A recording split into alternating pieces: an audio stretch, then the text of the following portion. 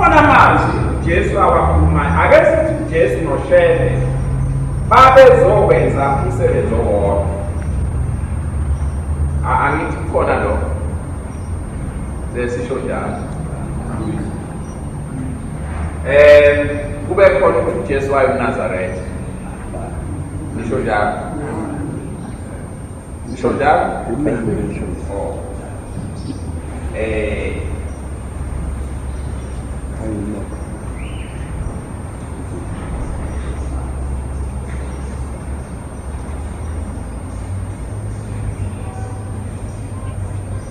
Umuntu omNazaretha uvunyelwe intafuzi wayo.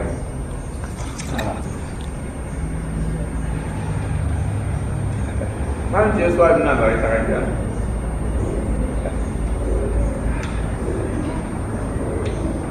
Abafundi bakhe babe amaNazaretha. Angisho ngoba sekubhaleni naleya gama. Awayengakwazi phela ukuthi engaba uNazaretha yedwa abafundi bakhe bengasiyo amaNazaretha. Kuba bengamaNazaretha. Kodwa manje inkinga ke khona ile ndaba kaThixo. Ngoba selokhu wathi lo umthetho wokuthi amaNazaretha awaphuzwa lawo ngumthetho zangakuthi bese umthetho.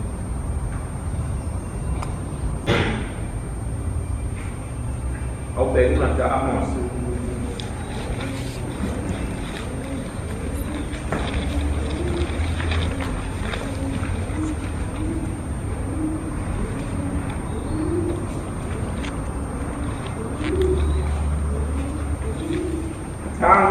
Jesu nanti Jesu sampai sesingatwele inende ngisho kodwa leyo ndawo mawusuthole umthetho ngicela ukuthi uyifunde usuke uyayithola Amos safika sesibili uyifunde ekuqaleni ugcine verse 12. Usho kanje uJehova uthi, ngenxa yeziphambeko ezintathu zakwaMowabi, yebo ngenxa yezini, angiyikuguquka ngokuba washisa amathambo enkosi yakwa-Edomu aba ngumcaba. Kepha ngiyakuthuma umlilo wakwaMowabi uqede izindlu zamakhosi zaseKheriyothi. UMowabi afe ngokuxokozela nangokumemeza nangokukhala kwecilongo. Ngiyakunquma umahluleli phakathi kwakhe, ngibulale zonke izikhulu zakhe kanye naye, kusho uJehova. Usho kanje uJehova uthi, ngenxa yeziphambeko ezintathu zakwaJuda, yebo ngenxa yezini, angiyuguquka ngokuba bawulahlile umthetho kaJehova. Ngoba benzeni?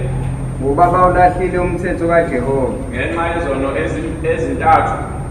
Ngenxa yezono ezintathu.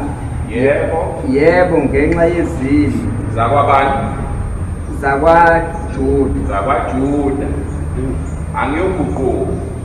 Angiyuguquka ngoba benzeni?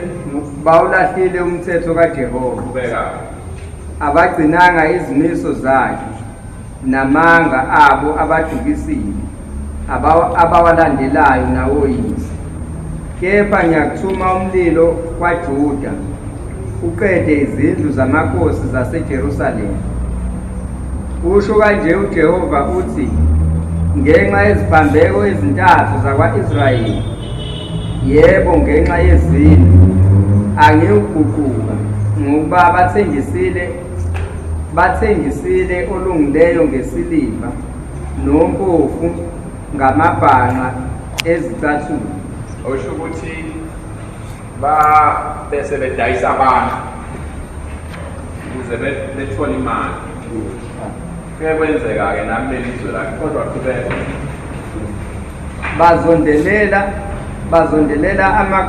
Bazondelela amakhanda abampofu ukuba abe sothulini lomhlabathi. Baqhezukisa indlela yabathobileyo, indoda noyise baya entombini. Yes. Ndodana noyise baya ntombini.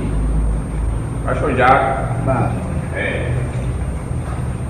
Ukuze balihlambalaze igama lami elingcwele, bacambalale ezingutsheni ezithathwe zaba yisibambiso eceleni kwawo onke ama-alithari, baphuze iwayini labahlawulisiweyo endlini kaNkulunkulu wabo.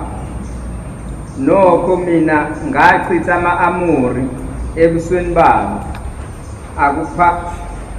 akuphakama kwawo kwakunjengokuphakama kwemisedari ayenamandla njengama-okhi, kepha ngachitha nokho izithelo zawo phezulu nezimpande zawo phansi.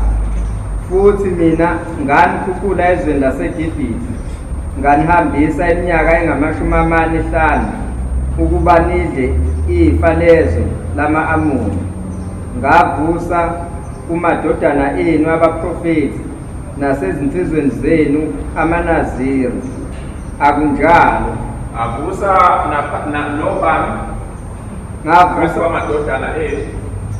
Ngavusa kumadodana enu abaprofethi nasezinsizweni zenu amaNaziri. Akunjalo nina abantwana bakwa-Israyeli na? Usho uJehova. Kepha naphuzisa amanaziri iwayini ngokuthi naphuzisa amanaziri iwayini. Nenzani?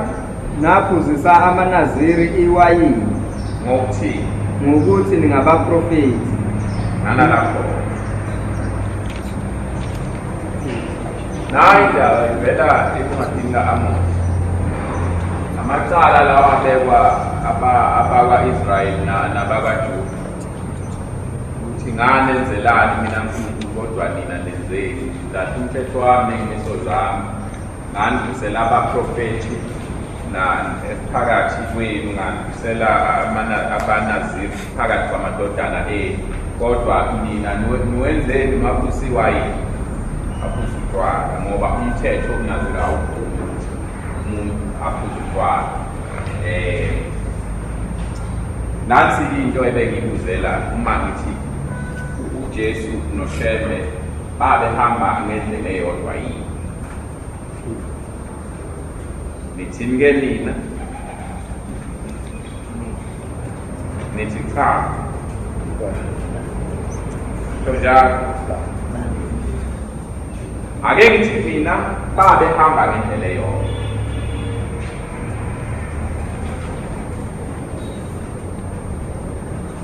Babehamba ngendlela eyodwa. Kodwa khona amazwi Jesu awakhulumayo akawuqedanga umsebenzi wakhe.